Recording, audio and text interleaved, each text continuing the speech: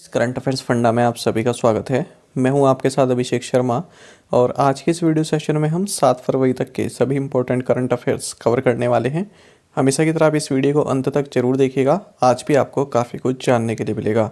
साथ ही गाइस, इस सेशन को शुरू करने से पहले आप सभी को बताना चाहूँगा, यदि आप हमारे daily current affairs PDF, weekly PDF और मंथली PDF चाहते हैं तो इस वीडियो के फर्स्ट कमेंट में या फिर वीडियो के डिस्क्रिप्शन में दिए गए लिंक पर क्लिक करके पा सकते हैं। साथ ही गूगल प्ले स्टोर से आप करंट अफेयर्स फंडा ऐप को भी इंस्टॉल कर लीजिए, क्योंकि जो भी हमारा PDF मटेरियल है जिसमें हम आपको करंट अफेयर्स के साथ साथ स्टैटिक GK भी प्रोवाइड कराते हैं, तो ये सभी PDF मटेरियल आपको हमारी करंट अफेयर्स फंडा ऐप पर ही मिल पाएगा। तो ये सभी कंटेंट हैं जो हम आपको प्रोवाइड कराते हैं। यदि आप हमारा PDF कोर्स बाय करना चाहते हैं तो लिंक आपको इस वीडियो के फर्स्ट कमेंट में मिल जाएगा। यदि आपका कोई डाउट है हमारे PDF कोर्स से संबंधित तो आप हमें कमेंट बॉक्स में ज़रूर लिखिएगा। तो चलिए फिर करते हैं शुरुआत इस वीडियो सेशन की। सबसे पहले 5 फरवरी तक पढ़े गए करंट अफेयर्स क्विकली रिवाइज कर लेते हैं। खिजड़िया बर्ड सेंचुरी गुजरात और Bakhira wild life sanctuary Uttar Pradesh, इन दोनों को ही रामसर साइट का दर्जा दिया गया है। नेशनल लैंड मोनेटाइजेशन कॉरपोरेशन यानी कि NLMC, इसकी जो इनिशियल ऑथराइज्ड शेयर कैपिटल होगी ये 5,000 करोड़ रुपए की होगी। M जगदीश कुमार, इनको यूनिवर्सिटी ग्रांट्स कमीशन यानी कि UGC, इसका नया चेयरपर्सन बनाया गया है। पलनीस्वामी सुब्रमण्यम कार्तिकेयन, ये टोंगा में भारत के नेक्स्ट हाई कमिश्नर होंगे। मनोज कुमार मोहापात्रा, इनको हॉन्डुरास में भारत का नेक्स्ट हाई कमिश्नर नियुक्त किया गया है। कोटक महिंद्रा जनरल इंश्योरेंस, इसने एक कॉरपोरेट एजेंसी एग्रीमेंट साइन किया है कास्ट 24 फाइनेंशियल सर्विसेज के साथ। रिजर्व बैंक ऑफ इंडिया ने इंडिपेंडेंस कोऑपरेटिव बैंक, जो कि नासिक महाराष्ट्र में है, इसका लाइसेंस रद्द कर दिया है। हीरो इलेक्ट्रिक, इसने एक्सिस बैंक के साथ एक पार्टनरशिप की है रिटेल फाइनेंसिंग के लिए। एडेलविस जनरल इंश्योरेंस, इसने AI वॉइस बॉट लॉन्च किया है मोटर क्लेम रजिस्ट्रेशंस के लिए।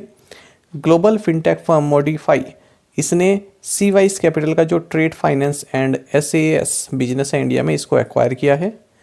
लैंडिंग कार्ड ने बैंक ऑफ महाराष्ट्र के साथ पार्टनरशिप की है, जिसके तहत ये low cost MSME loans provide कराएंगे। लिबर्टी जनरल इंश्योरेंस ने नेशनल इंश्योरेंस एकेडमी, इसके साथ पार्टनरशिप की है, किस लिए? To design a certification course on electric vehicles. Federal bank ने इक्विरस वेल्थ के साथ एसोसिएशन किया है, किस लिए? To launch $dollar offshore fund exclusively for their customers.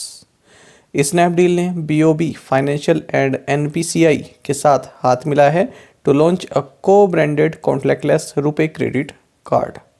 Department of space इस 2022 में जनवरी से दिसंबर तक 19 मिशंस जो है लॉन्च करेगा, इस तरह की प्लानिंग इन्होंने बनाई है। साथ ही एक्टर और फिल्म मेकर अमिताभ दयाल, इनका 51 वर्ष की आयु में निधन हो गया। साथ ही आपको जानना चाहिए कि जो आपका एक्सिम बैंक है, ये श्रीलंका को $500 मिलियन की लाइन ऑफ क्रेडिट प्रोवाइड कराएगा ताकि श्रीलंका फ्यूल परचेज कर सके। चलिए अब देखते हैं 7 फरवरी तक के सभी important current affairs. Lata Mangeshkar को भारत रत्न से किस वर्ष सम्मानित किया गया था? ऑप्शंस आपके सामने हैं और सही आंसर ऑप्शन बी है। Lata Mangeshkar was awarded the Bharat Ratna in 2001। तो देखिए, लता मंगेशकर, जिनका नाम हेमा मंगेशकर था, जो बचपन में इनका नाम रहा, और 28 सितंबर 1929 28 सितंबर 1929 को इनका जन्म हुआ था। आप सभी जानते हैं इंडियन प्लेबैक सिंगर और म्यूज़िक कंपोज़र ये रही हैं, और इनका कंट्रीब्यूशन म्यूज़िक में इतना रहा है कि इनको Nightingale of India, voice of the millennium and queen of melody के नाम से भी जाना जाता है। कुछ अवार्ड्स देख लेते हैं जो टॉप लेवल के अवार्ड्स हैं जो सभी इनको मिले हुए हैं। पद्म भूषण 1969 में, दादा साहेब फाल्के पुरस्कार 1989, महाराष्ट्र भूषण 1997, पद्म विभूषण 1999, भारत रत्न 2001 में इनको मिला था, और MS सुब्बलक्ष्मी के बाद ये इकलौती सेकंड फीमेल सिंगर हैं जिन्हें भारत रत्न से सम्मानित किया गया। साथ ही जो फ्रांस का हाईएस्ट सिविलियन ऑर्डर है national order of the legion of honour, ये इनको 2006 में दिया गया था। साथ ही आपको जानना चाहिए 1974 में ये फर्स्ट इंडियन बनी जिन्होंने रॉयल एल्बर्ट हॉल लंदन में परफॉर्मेंस दी थी। आपको जानना चाहिए 1984 में मध्य प्रदेश सरकार ने लता मंगेशकर अवार्ड इनके सम्मान में लॉन्च किया था, और इसी तरह का एक सम्मान जो महाराष्ट्र गवर्नमेंट है इसने भी लॉन्च किया था 1992 में। इनका जन्म इनमें हुआ था जो इंदौर स्टेट में आता था, अब मध्य प्रदेश में आप सभी जानते हैं। आपको जानना चाहिए इनका जो कैरियर है काफ़ी कलरफुल रहा, काफ़ी अच्छा कैरियर इनका रहा, काफ़ी ऊंचाइयाँ इन्होंने प्राप्त की और 36 लैंग्वेजेस में इन्होंने सॉन्ग्स रिकॉर्ड किए हैं। और आपको जानना चाहिए कोविड-19 की चपेट में आ गई थी ये, और उसके बाद 6 फरवरी 2022 को 92 वर्ष की आयु में 92 की एज में इनका निधन हो गया है। 26 जनवरी 2022 को गणतंत्र दिवस परेड में भाग लेने वाले 12 राज्यों केंद्र शासित प्रदेशों में से किस राज्य की झांकी को सर्वश्रेष्ठ झांकी के रूप में चुना गया है? ऑप्शंस आपके सामने हैं और सही आंसर ऑप्शन डी है। The tableau of Uttar Pradesh has been selected as the best tableau among the 12 states और UTs which participated in the Republic Day parade on January 26, 2022। देखिए पहले तो आप ये जान लीजिए कि रिपब्लिक डे परेड में कितने राज्य या जो यूनियन टेरिटरी हैं, केंद्र शासित प्रदेश हैं, इनके जो टैब्लो है जिनकी झांकियां हैं, कितने राज्यों की झांकियों ने पार्टिसिपेट किया? आंसर होगा 12। तो इनमें उत्तर प्रदेश की जो झांकी है वो टॉप पर रही है, पहला स्थान इसको दिया गया है, और इसका थीम रहा 1 डिस्ट्रिक्ट 1 प्रोडक्ट और काशी विश्वनाथ धाम। दूसरा स्थान मिला है कर्नाटक की झांकी को, इसका थीम रहा क्रेडल ऑफ ट्रेडिशनल हैंडीक्राफ्ट्स। तीसरी पोजीशन पर रहा मेघालय, जिसका टैब्लो रहा Meghalaya's 50 years of statehood and its tribute to women led cooperative societies and SHGs self help groups. बाकी आपको जानना चाहिए यदि हम सेंट्रल मिनिस्ट्रीज और डिपार्टमेंट्स कैटेगरी की बात करें तो इसमें मिनिस्ट्री ऑफ एजुकेशन और मिनिस्ट्री ऑफ सिविल एविएशन, इन दोनों को ही जॉइंट विनर डिक्लेयर किया गया है। आपको जानना चाहिए जो ministry of education and ministry of skill development entrepreneurship है, इसका जो थीम रहा ये नेशनल एजुकेशन पॉलिसी रहा, और जो मिनिस्ट्री ऑफ सिविल एविएशन है इसका थीम रहा उड़े देश का आम नागरिक। आपको जानना चाहिए 9 सेंट्रल मिनिस्ट्रीज और डिपार्टमेंट्स की झांकियाँ इस परेड में शामिल थी। अब यदि हम बात करें best marching contingent among the 3 services, जो तीनों सर्विसेज है हमारी, इंडियन आर्मी, इंडियन एयरफोर्स और इंडियन नेवी, इनमें सबसे अच्छी जो कॉन्टिजेंट रहा ये रहा इंडियन नेवी मार्चिंग कॉन्टिजेंट। बाकी आपको जानना चाहिए यदि हम CAPF और अदर ऑक्सिलरी फोर्सेस की बात करें तो इसमें बेस्ट रहा सेंट्रल इंडस्ट्रियल सिक्योरिटी फोर्स यानी कि CISF। बात करें यदि हम स्पेशल प्राइस कैटेगरी की तो यहाँ पर ministry of housing and urban affairs, जिसका थीम सुभाष एट 125, और साथ ही वंदे भारतम डांस ग्रुप, इन दोनों को ही स्पेशल प्राइस कैटेगरी अवार्ड दिया गया है। अब बात करते हैं पॉपुलर चॉइस अवार्ड्स की। देखिए पॉपुलर चॉइस अवार्ड्स क्या है, ये तो देखिए जो कमेटी होती है सेंट्रल गवर्नमेंट की वो चूज़ करती है।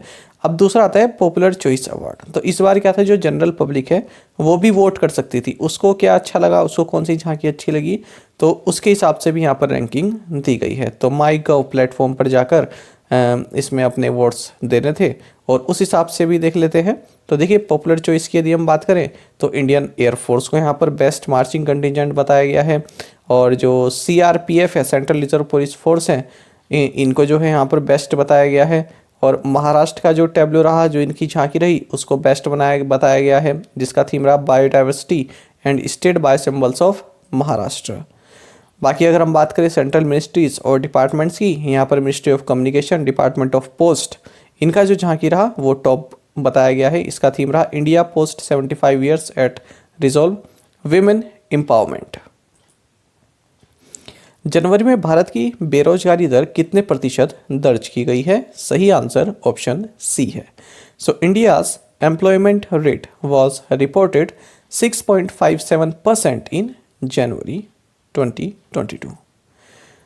देखिए centre for monitoring Indian economy यानी CMIE, तो इसने एक डेटा पेश किया है जिसमें कहा है कि इंडिया का जो एम्प्लॉयमेंट रेट है, जो बेरोजगारी दर है, उसमें शार्प डिक्लाइन देखने के लिए मिला है जनवरी के महीने में, और 6.57% अनएम्प्लॉयमेंट रहा है, जो कि मार्च 2021 से लोएस्ट है, उसके बाद से लोएस्ट है। और सबसे लोएस्ट अनएम्प्लॉयमेंट रेट है तेलंगाना में, केवल 0.7% अगर हम जनवरी की बात करें। उसके बाद फिर गुजरात है, फिर मेघालय और फिर उड़ीसा है। और यदि हम हाईएस्ट एम्प्लॉयमेंट रेट की बात करें, सबसे ज़्यादा बेरोजगारी दर, वो है हरियाणा में 23.4%, और उसके बाद है राजस्थान में 18.9%। बाकी आपको जानना चाहिए CMIE, इसने ये कहा है कि दिसंबर 2021 तक भारत में जो नंबर ऑफ अनएम्प्लॉयड पीपल हैं, जो बेरोजगार लोग हैं, इनकी संख्या 53 मिलियन है, जिनमें कि वेमेन काफ़ी ज़्यादा हैं। उस IAS प्रमुख का नाम बताइए जिसने हाल ही में अमेरिकी छापे के बीच खुद को उड़ा लिया। ऑप्शंस आपके सामने हैं, सही आंसर ऑप्शन डी है। So IAS chief Abu Ibrahim al Hashimi al Qurayshi blew himself up recently amid US raid. देखिए, आपको जानना चाहिए हाल ही में यूनाइटेड स्टेट्स के जो फोर्सेस हैं, इन्होंने एक रेड करी सीरिया में, और यहाँ पर जो इस्लामिक स्टेट का जो लीडर है, जो इसका चीफ रहा, Abu Ibrahim al Hashimi al Qureshi, इसने खुद को उड़ा लिया। उपभोक्ता को टर्म और निवेश उत्पादों की एक विस्तृत श्रृंखला पेशकश करने के लिए किस बीमाकर्ता ने policybazaar.com के साथ हाथ मिलाया है? ऑप्शंस आपके सामने हैं, सही आंसर ऑप्शन ए है। So life insurance corporation has joined hands with policybazaar.com to offer a wide range of term and investment products to consumers। जानेंगे इस क्वेश्चन के बारे में। देखिए, IPO होने वाला है, IPO बाउंड मतलब, या IPO होने वाला है लाइफ इंश्योरेंस कॉर्पोरेशन का, आप सभी जानते हैं। सो लाइफ इंश्योरेंस कॉर्पोरेशन और policybazaar.com, इन दोनों ने ही हाथ मिला है, किस लिए? To offer a wide range of term and investment products to consumers. बाकी आपको जानना चाहिए LIC के बारे में हम कई बार पढ़ चुके हैं, इसलिए मैंने दोबारा यहाँ पर इंक्लूड नहीं किया है। policybazaar.com, इसके CEO शर्ववीर सिंह हैं। अच्छा, साथ ही आपको ये भी जानना चाहिए, जब बात हो रही है यहाँ पर पॉलिसी बाजार की, तो इसी तरह का कुछ एग्रीमेंट एक मैक्स लाइफ इंश्योरेंस ने भी पॉलिसी बाजार के साथ किया है। तो मैंने दोनों को यहीं पर क्लब कर दिया है ताकि आप आसानी से याद कर सकें। तो max life smart secure plus plan, तो इसको पॉलिसी बाजार पर पेश करने के लिए इन दोनों ने हाथ मिलाया है। किस राज्य के मुख्य निर्वाचन अधिकारी ने अपने चुनाव शुभंकर सेरा का अनावरण किया है? ऑप्शंस आपके सामने हैं, सही आंसर ऑप्शन ए है। So Punjab state chief electoral officer unveiled its poll mascot सेरा।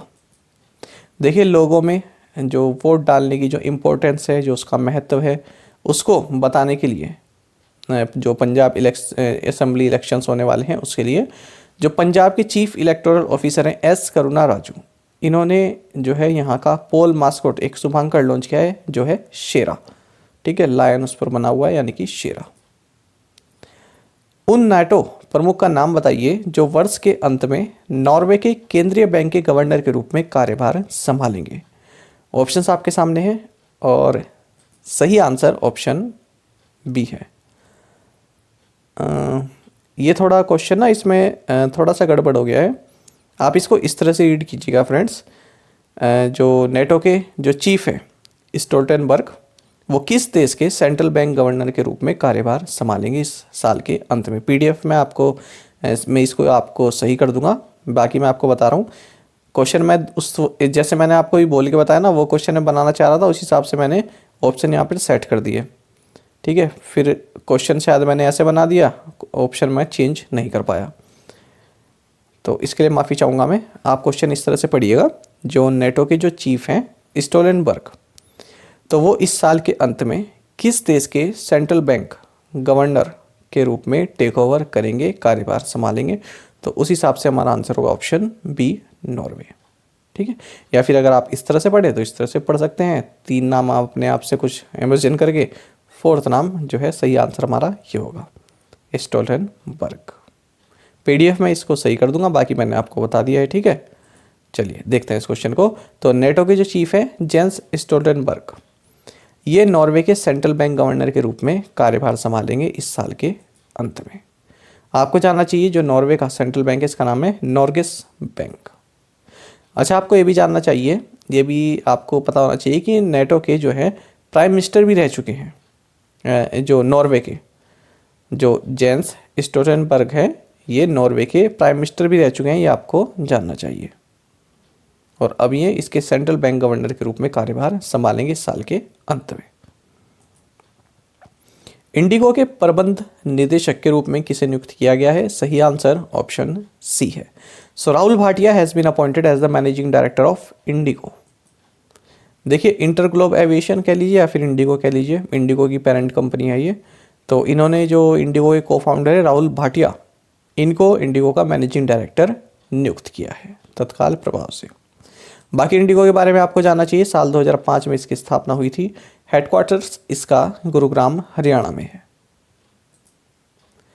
किस संस्थान ने हाल ही में भारत के सबसे शक्तिशाली सुपर कंप्यूटरों में से एक परम प्रवेगा को स्थापित किया है? ऑप्शंस आपके सामने हैं, सही आंसर ऑप्शन डी है। सो IISc Bangalore has recently installed and commissioned Param Pravega, one of the most powerful supercomputers in India. तो देखिए, Indian institute of science Bangalore, इसने परम प्रवेगा जो कि one of the most powerful super computers है India में, इसको जो है इंस्टॉल किया है और कमीशन किया है। आपको जानना चाहिए जो कमीशन हुआ है परम प्रवेगा, इसमें ये नेशनल सुपर कंप्यूटिंग मिशन के तहत किया गया है। अच्छा, एक चीज़ आप ये देखिए, जब भी वन ऑफ द इस तरह से कोई सेंटेंस बनता है ना, तो जब हम ये टर्म यूज़ करते हैं तो वो जो है प्लूरल बन जाता है। One of the most powerful super computers, किसके बारे में बात कर रहे हैं? One of the most powerful cricketer हो जाता तो क्रिकेटर्स होता है यहाँ पर, ठीक है। One of the most powerful cricketers, one of the most powerful wrestlers, ठीक है। ऐसा मैं आपको इसलिए बता रहा हूँ, ये प्लूरल बनाना यहाँ पर जरूरी होता है। वन ऑफ द, अगर आपका सेंटेंस वन ऑफ द से जो है शुरू होता है, ठीक है। थोड़ा सा इंग्लिश बता रहा हूँ क्योंकि SSC वगैरह में एरर करेक्शन आ जाता है, फिर बैंक में एरर करेक्शन आ जाता है। One of the most powerful super computer in India, अगर ऐसा लिखा होगा इसका मतलब आपका इसमें एरर है, ठीक है। तो उसका प्लूरल बनाना जरूरी हो जाता है जब वन ऑफ द से हम किसी सेंटेंस की बात करते हैं, one of the most powerful super computers. तो ये आप याद रखेंगे। खैर, आगे बढ़ते हैं। जो ये नेशनल सुपर कंप्यूटिंग मिशन है, ये department of science and technology और ministry of electronics and information technology द्वारा जो है इसको चलाया गया है और इसको इम्प्लीमेंट कर रहा है CTEC एंड IISc। बाकी आपको जानना चाहिए परम प्रवेगा, इसकी जो सुपर कंप्यूटिंग कैपेसिटी है ये 3.3 पेटाफ्लॉप्स की है, और 1 पेटाफ्लॉप्स जो है ये 1 क्वाड्रिलियन के इक्वल होता है, यानी कि 1015 ऑपरेशंस पर सेकंड। बाकी मैंने आपको बता ही दिया है, जो ये परम प्रवेगा है इसको डिज़ाइन किया गया है centre for development of advance computing CDEC के द्वारा। रक्षा अनुसंधान और विकास प्रयोगशाला का निदेशक किसे नियुक्त किया गया है? सही आंसर ऑप्शन सी है। So G.A. Srinivas Murthy has been appointed director of defence research and development laboratory DRDL। तो देखिए, आपको जानना चाहिए जो defence research and development laboratory है, ये DRDO defence research and development organisation, इसी की एक लैब है, हैदराबाद में लोकेटेड है, और इसके डायरेक्टर बनाए गए हैं G.A. श्रीनिवासा मूर्ति। भारतीय नौसेना की 5वीं स्कॉर्पियन श्रेणी की पनडुब्बी का नाम बताइए जिसने समुद्री परीक्षण शुरू किया है। ऑप्शंस आपके सामने हैं और सही आंसर ऑप्शन बी है। So Indian navy's 5th Scorpene class submarine Vagir commenced sea trials. तो वगीर इसका नाम है, ये आप याद रखेंगे।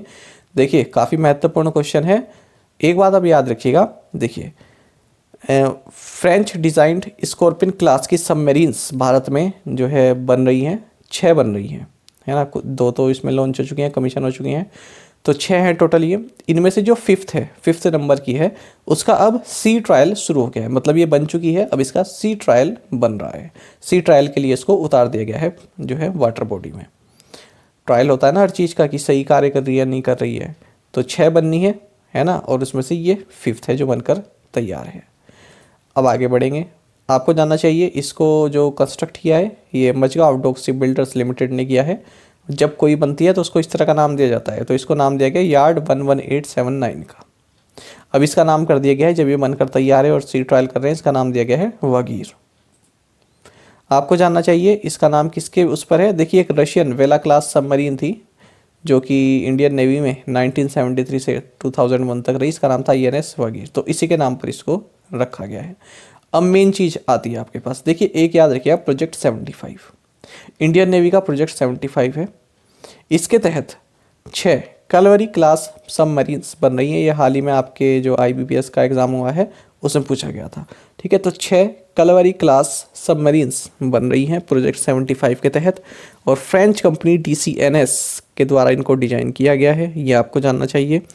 अब इनमें जो कलवरी और खंडेरी हैं, फर्स्ट जो शुरुआती 2 जो आपकी सबमरीन है कलवरी एंड खंडेरी, इनको तो इंडियन नेवी में कमीशन किया जा चुका है, यानी कि इनकी सर्विस के लिए इन्हें जो है उतार दिया गया है। अब जो थर्ड है करंज, ये अपने सी ट्रायल के लास्ट फेज में चल रही है। इसका तो सी ट्रायल अभी शुरू हुआ है, ये चल रही है अपने सी ट्रायल के लास्ट फेज में। इसके बाद है फोर्थ वेला, इसने भी अपना सी ट्रायल शुरू कर दिया है। और फिफ्थ वाला मैंने आपको ये बता ही दिया जो ये है वागीर। और जो सिक्स्थ और लास्ट सबमरीन है वर्कशीर, ये जो है अभी तैयार हो रही है, यानी कि इसको बनाया जा रहा है। तो ये सभी पॉइंट्स आप याद रखेंगे, एग्जाम के लिए महत्वपूर्ण है। चलिए अब देखते हैं प्रीवियस असाइनमेंट क्वेश्चंस के answer. National highways networks to be expanded by 25,000 kilometre in 2023। Delhi occupies the first position in population density in all states or UTs both in 2001 and 2011 census. इसमें कई लोगों ने गलत आंसर किया है, बिहार किया है, किसी ने वेस्ट बंगाल किया है, तो दिल्ली है इसका आंसर। बिहार जो है मेजर स्टेट्स, केवल अगर स्टेट्स की बात करें तो उसमें टॉप पोजीशन पर है बिहार, यदि हम मेजर स्टेट्स की बात करें जो बड़े स्टेट्स। वेस्ट बंगाल की बात करें तो वो 2001 में टॉप पर था, यदि हम मेजर स्टेट्स की बात करें। अगर हम ओवरऑल स्टेट्स और यूटीज़ को मिलाएं तो दिल्ली फर्स्ट पोजीशन पर है। मैं आपको ना सेंसस की समरी प्रोवाइड करा दूंगा आज, ये जो इलेक्शन कमीशन है उन्हीं ने प्रोवाइड कराई हुई है समरी 2011 की, तो ये मैं आपको टेलीग्राम पर सेंड कर दूंगा आज। तो टेलीग्राम हमारा जो चैनल है करंट अफेयर्स फंडा, उसको आप ज्वाइन कर लीजिएगा यदि नहीं किया हुआ है आपने।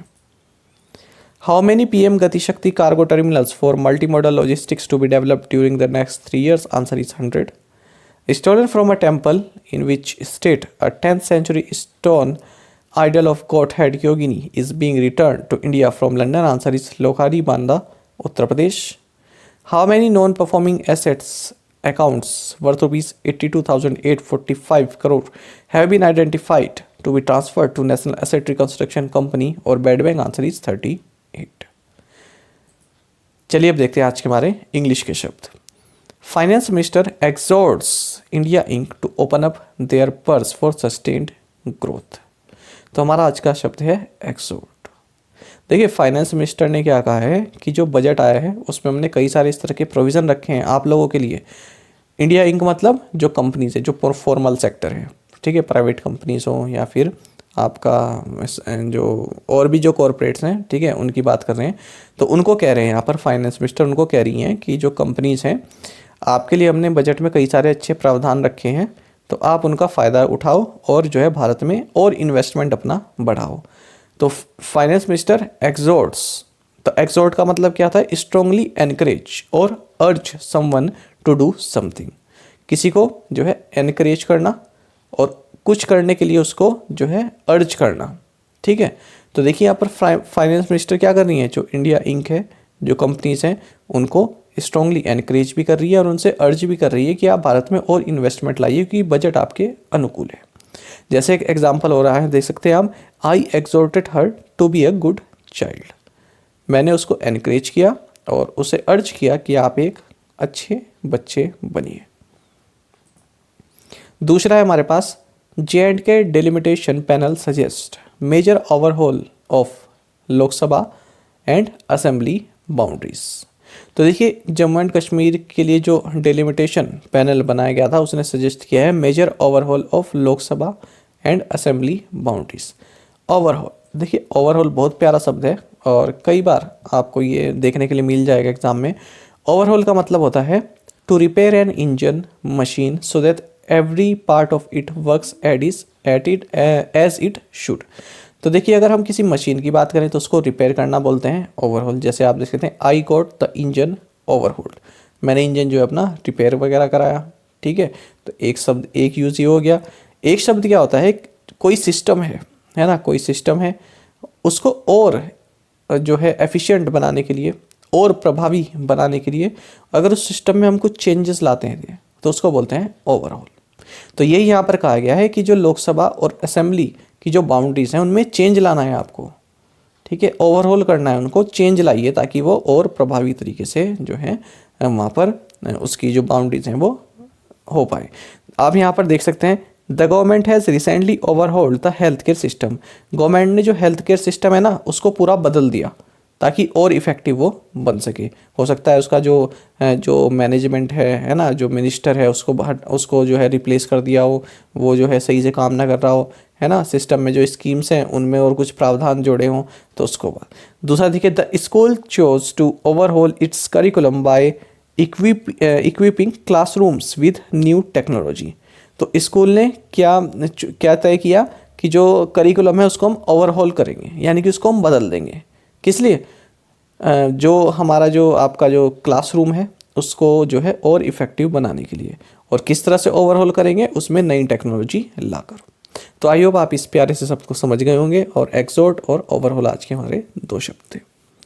चलिए अब देखते हैं आज के assignment questions. The union budget has set aside funds for the ministry of external affairs to spend on India's neighbouring countries. Which country has received the biggest allocation of 2,266.24 crore.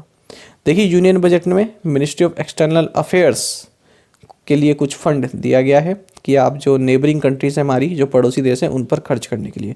तो ऐसी कौन सी कंट्री है पड़ोसी देश जिससे सबसे ज़्यादा फंड मिला है यूनियन बजट में, ये आपको बताना है। 2266 करोड़ का फंड केवल उस कंपनी के लिए दिया गया है, उस देश के लिए दिया गया है। वो आपका नाम बताना है, कौन सा है? नेपाल है, भूटान है, बांग्लादेश है, म्यांमार है, श्रीलंका है, कौन सा है? Who became only the second Indian to receive the prestigious World Games Athlete of the Year? Who was the Prime Minister of India when India established formal diplomatic ties with Israel? Who drafted the economic survey presented on the eve of the Union Budget? Who is responsible for the approval of licenses for drugs and vaccines in India? तो 5 questions के answer आप हमें comment box में जरूर दीजिएगा। यदि आपको एक क्वेश्चन का आंसर भी आता है तो वो भी आप हमें कमेंट बॉक्स में बता सकते हैं। ये सेकंड क्वेश्चन तो हमने सेकंड थर्ड है ना, ये तो हमने एमसीक्यू फॉर्मेट में किया है, तो इनके तो आंसर आप जरूर बता दीजिएगा। पहले वाला क्वेश्चन काफ़ी प्यारा है, कोशिश कीजिएगा इसका आंसर आप जरूर दें। साथ ही करंट अफेयर्स फंडा को आप टेलीग्राम पर भी ज्वाइन कर सकते हैं। यहाँ पर रेगुलर वीडियो अपडेट्स और करंट क्विज जैसे हम आप सभी के लिए डालते रहते हैं। साथ ही डिस्कशन ग्रुप में आप किसी भी क्वेश्चन का सोल्यूशन पा सकते हैं। दोस्तों, यहाँ पर हमारे करंट अफेयर्स की प्लेलिस्ट दी गई है, इसको आप जरूर देखें और अपने दोस्तों के साथ, फेलो एस्पिरेंट के साथ हमारे करंट अफेयर्स को शेयर जरूर करें। आज का ये सेशन आपको कैसा लगा हमें कमेंट बॉक्स में जरूर बताइएगा। Thank you guys.